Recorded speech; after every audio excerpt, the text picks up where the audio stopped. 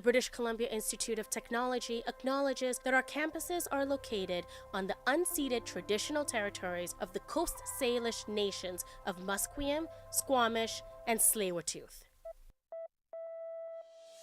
From the Broadcast Center at BCIT's Burnaby Campus, this is All Talk Radio. You're listening to 1680 The Crow. Good afternoon. I am Vivek Nakra and these are your news updates to 3. BC Conservative leaders says that there have been recent talks with the opposition BC United Party. They are talking about finding ways to prevent a vote split in the coming fall election. Rusted says that there have been backroom meetings between officials from both parties about taking on the New Democrats. There's some people that have talked at a backroom level between the two parties about there being some sort of opportunity, and I'm always open to having conversations because obviously we want to bring everybody together we can to defeat this NDP government in October. But as far as the Conservative Party stands, though, we will be running 93 candidates in this next election. 2 men were found dead in a Surrey, BC's home on Wednesday. The Integrated Homicide Investigation team were called right after the incident. According to a statement from RCMP, officers found the body after they were called to conduct a check on the people in home. 2 men were known to each other and investigators are not looking for any suspects at this time. Mounties says there is no risk to the public. Himalayan blackberry is an invasive species that is found all over Vancouver. Reporter Matthias Johns spoke to a natural research management specialist about what Metro Vancouver Regional Parks is doing to prevent the spread of the species. Metro Vancouver Regional Parks employs a mapping system to identify where Himalayan blackberry occurs in parks. Marcus Merkins, their natural research management specialist, explained the methods they use to eradicate the species. Typically what we do is we initially flail the blackberry to the ground and then work on grubbing the root systems out of those areas. Merkins says that the eradication is a difficult and long process, but he says it is handled well in the important areas. Matthias Jones for BCIT's The Crow. The Vancouver Park Board is placing water fountains and bottle filling stations throughout the city to prepare for hotter weather. Reporter Lauren Achille discovers the importance of hydration within vulnerable communities such as the elderly and the homeless. Janita Schapper, the department lead for the practical nursing program at Vancouver Community College, says dehydration is a recurrent issue regarding the homeless. If you're not hydrating adequately throughout the day, and especially when the homeless, they're exposed to the elements of the environmental elements, being outside, and the sun, which can also be dehydrating. Water fountains and hand washing stations are being specifically located to help the elderly and people experiencing homelessness. According to Schapper, they experience chronic dehydration during the summer months. The park board does maintain these fountains' water quality, and Schapper recommends people drink at least 2 liters of water a day. Lauren Achille, BCIT's The Crow. We are now joined by Lauren Achille. Lauren, can you tell us more about this project and specifically the wash handing stations? Yeah, absolutely. So because of the heat waves and their common occurrence during the summertime, the park board decided to place these fountains and stations specifically located to help those vulnerable to the heat, such as the elderly and people experiencing homelessness. And as for the hand washing stations, they got introduced actually because of COVID. So Christensen said that this is crucial because people who don't have access to washrooms for hand washing will now have this access. And where are some of these fountains and stations going to be placed? Yeah, so as of right now, 200 permanent water fountains are scattered across Vancouver, and then additional bottle filling stations, water fountains, and hand washing stations will be added to 16 additional locations. So keep an eye out if you're along East Hastings, Kingsway, Granville Street, the Arbutus Greenway, and West Georgia Street. And these are just some of the many locations found, so if you are curious, you can definitely check the City of Vancouver website. Thanks, Lauren. With camping season just around the corner, wildfires have also been rapidly burning in areas around British Columbia. Our reporter Sia Forio speaks on how residents are taking measures to prevent urban fires. Wendy France owns a catering company that feeds loggers in Shuswap Lake. France also worked in fire camps for 4 years and now lives and works in the interior of British Columbia, working in a current loggers camp built in 1966. France is aware residents like herself still have responsibilities when it comes to urban fire prevention.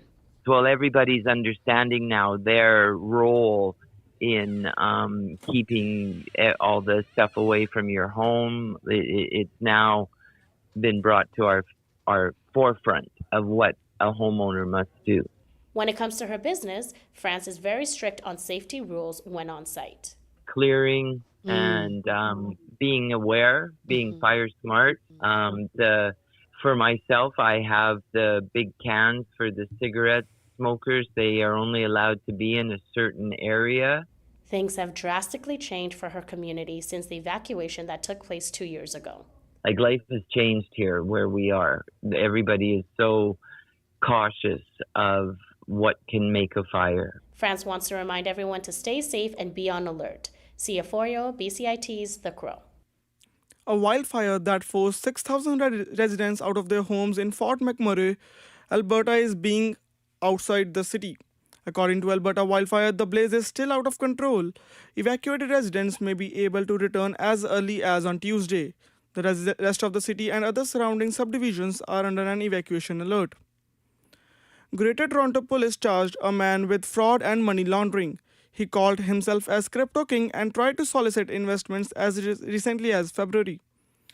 Peter Moria, Durham Regional Police Chief, says they started an investigation. The name of it was Project Swan, and he started it after receiving complaints in July 2022 about an investment fraud. After several months of investigation, 25-year-old Aidan Pletinsky was charged. Through this investigation, police also became aware of another individual, Colin Murphy, who also claimed to be generating large weekly profits through savvy investments. The victims provided money to Murphy with the expectation that he was investing it on their behalf and would return to them with large profits. It is alleged that these victims were ultimately defrauded and unable to recover their funds. Saskatchewan's legislative speaker has cut off his party membership cards ahead of the last day of spring sitting. There has been increasing tensions between Randy Weeks and government ranks. He is a member of the governing caucus but must remain independent and impartial in his role. He ordered the finance minister to apologize in the House last month for sending him a text over how Speaker was overseeing the legislature. A study by Canada's National Housing Agency shows that housing starts aren't keeping up with available construction resources. Canada Mortgages and Housing Corporation estimates Canada has the ability to build 400,000 homes per year, which is 2/3 higher than 2023. CMHC Vice President says restrictive regulations are holding housing starts back. When it comes to permitting process, that plays a big role. When it comes to densification and zoning, it plays a big role. When it comes to development charges, it plays a big role. The 2024 Academy of Country Music Awards will take place on Thursday at the Ford Center at the Star in Frisco, Texas. ACM Awards promises a star-studded event with memorable performances. Jason Aldean will pay tribute to the late Toby Keith. The 2024 ACM Awards will stream on Prime Video and the Amazon Music Video channel on Twitch Live at 8 p.m. Eastern. Due to heavy rains slamming the islands of Hawaii, an emergency has been declared. Alex Jones from ABC talks about the current situation in Hawaii. Honolulu has activated its Emergency Operations Center because of what's known as a Kona low, a low-pressure system to the north that's dumping tons of rain on the islands with more to come. A flash flood watch is in place for the island of Oahu through Friday. Some areas could get 10 inches of rain. Those on the islands are being told to expect bands of heavy rain into the weekend. Alex Stone, ABC News. A fiery crash involving a tanker truck has shut down a stretch of Colorado's main east highway on the outskirts of Denver. The Jefferson County Sheriff's Office says that the crash involved the tanker and up to 6 other vehicles. According to Colorado Department of Transportation, section of I-70 in the foothills will be closed through the afternoon. The weather today is cloudy with a temperature of 17 degrees. There are chances of showers over the city by evening and the temperature is expected to fall by then. Weather will be sunny on Friday and is expected to rain on Saturday. That was the news updates to 3. I'm Vivek Nakra, and you are listening to BCIT The Crow. Stay tuned for more on BCIT's 1680 The Crow.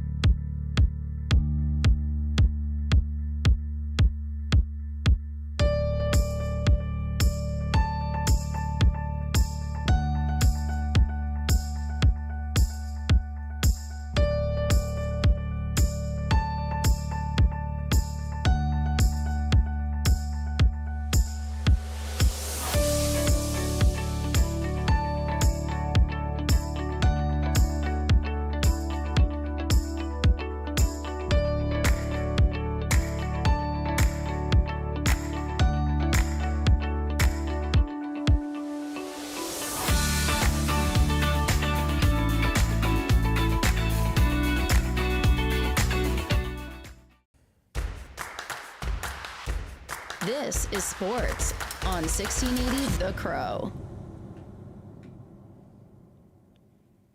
Good afternoon, everyone. My name is Zach Arabko, and here's your sports updates to 3:15 p.m. The Vancouver Canucks play Game 5 of their series against the Edmonton Oilers tonight.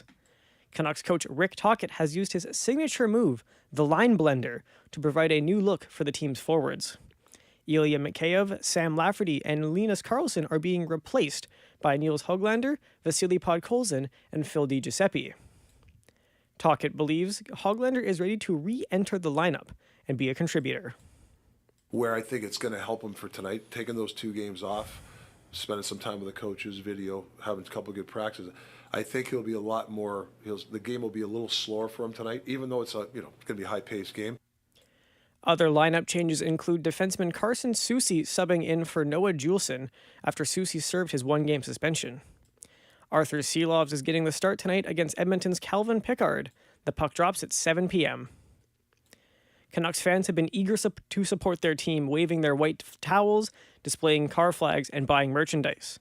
Our reporter Ryan Sheridan has more on what to look out for when purchasing authentic Canucks memorabilia. As the Canucks continue to advance, jerseys have become expensive and hard to come by. Vintage Finds Van City store owner Josh Stevens specializes in Canucks gear and explains what to look out for. If you look at the stitching on jerseys, you can kind of tell if it's all over the place, and the lettering sometimes looks off. But there is a ton of fake jerseys coming from overseas, 100%.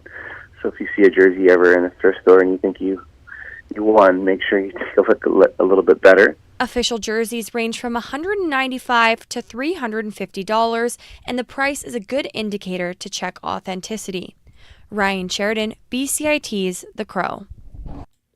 The BC Lions continue their training camp in Kamloops this week. One of the team's new acquisitions is defensive end and Vancouver native Christian Covington. Co-general manager Neil McAvoy is excited to bring a player with NFL experience onto his roster. He's helped our young defensive linemen out, and he's, when you add a guy who has that type of experience in professional football, it's always a good addition to the team, especially if he's a nice guy. The cherry on top is the fact that he's a local guy, like you said, a player who played high school football in Vancouver and, is proud to be a kid from the Lower Mainland. Covington played in the NFL for the Houston Texans, Dallas Cowboys, Cincinnati Bengals, and Los Angeles Chargers from 2015 to 2022. He spent the 2023 season on the practice squad for the Detroit Lions and the Los Angeles Chargers. Vancouver Bandits training camp is also underway at the Langley Event Center this week. The Bandits are looking to improve from their 8-12 record last season. General Manager Kyle Julius says he is happy that he has surrounded Team MVP Nick Ward with more talent like Zach Copeland, Kobe McEwen, and Taze Moore.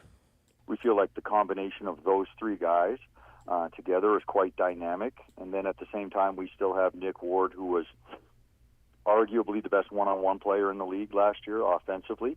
So I think we've added some more scoring and some more dynamic offense around, Nick this year, which I think should be a difference maker. 7 British Columbian players highlighted by Drew Urquhart and recent 4th overall draft pick Adam Olsen are also attending training camp.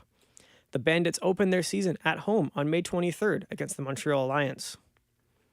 The second major of golf's calendar year is underway in Louisville, Kentucky. Xander Schauffele is off to a hot start, leading the field at 9 under par. Schauffele's 62 strokes ties the lowest score in men's major championship history. 6 Canadians are participating in this major. Adam Hadwin is tied for 10th and has the lowest score amongst the Canadians at 3 under par. Corey Connors and Adam Svensson are tied for 42nd at 1 under par. Taylor Pendrith and Nick Taylor are tied at 85th at 1 over par. Mackenzie Hughes is tied for 126th at 3 over par. That concludes the sports update to 3:15. My name is Zach Arabko, and you're listening to BCIT's The Crow.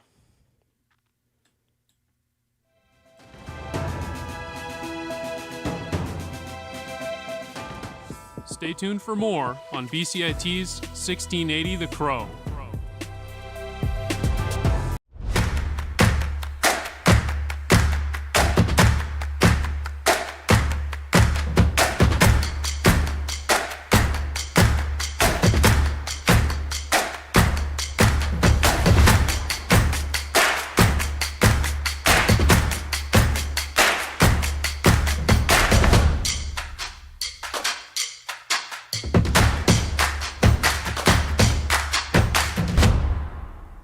everything is changing to digital. Everything is online. People aren't just waiting for the 6 o'clock news anymore. People want their news right now. They want to be able to go onto their smartphone, onto the internet, and see the news that they want to see.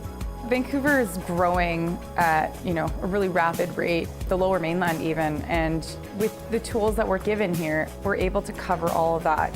Welcome to BCIT Magazine. I'm Radhika Sikka-King. In the program, they really leave it up to you. I mean, the help is there when you need it, figuring out how to use the programs like Premiere, Audition, and figuring out how to use the cameras.